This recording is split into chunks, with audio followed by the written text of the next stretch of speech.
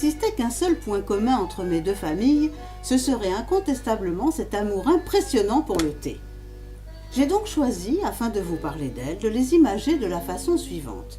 Je les appellerai la famille théière et la famille samovar. Dans la famille théière, nous aurons ma mère, Nani, Nanou et Dominique, mes demi-frères et sœurs, et moi-même, de 14 ans et 16 ans, leur cadette.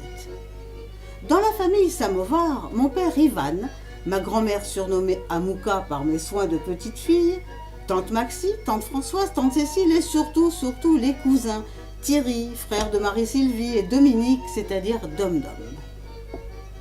Je pense que vous avez compris que ces deux mondes ne vivaient pas sous le même ciel, et disons même à des brassées de nuages l'un de l'autre.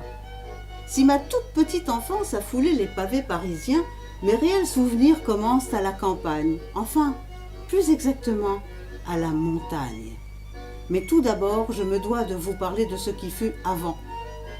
Nani, ou pour le reste du monde, outre ses titres aristocratiques, Marie-Jade, poète, écrivain, ancienne cantatrice et journaliste.